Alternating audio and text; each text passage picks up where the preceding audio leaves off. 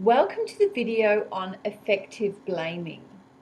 The subject effective blaming is quite close to my heart because I find it a really effective technique when letting go of some anger or some blame around a certain incident or a person. So when we're angry at someone and we're blaming somebody, we're actually giving our energy over to that person. That, in my eyes and a lot of people's eyes, is not helpful because we can sit in that blame mode, which then puts us into victim, which then is not resourceful.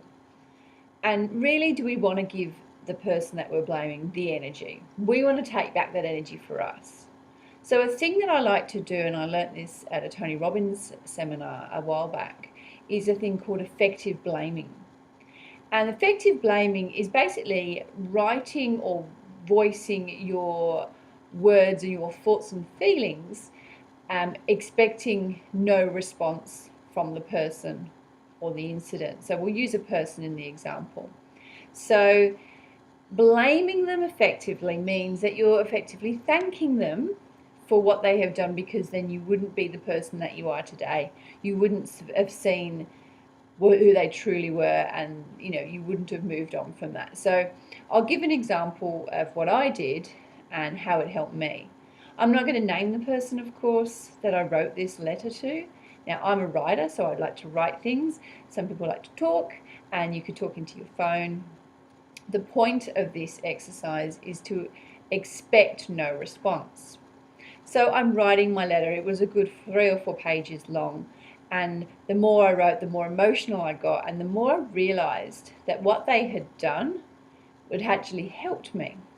So I was thanking them. Thank you for doing what you did, because it made me a stronger person than I would have been. It made me a better mother. It made me a better wife, partner, better businesswoman as a result of what you did. So thank you.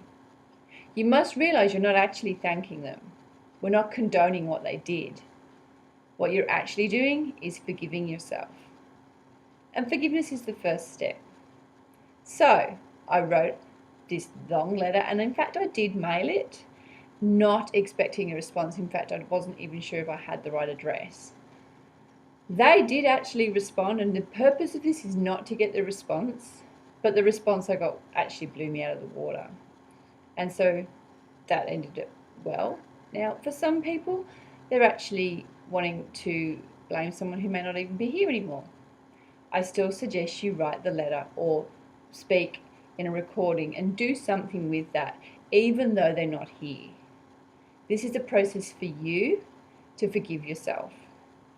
So, thank you for doing what you did because it made me a stronger person, or thank you for being whoever because it made me see that all people are not blah.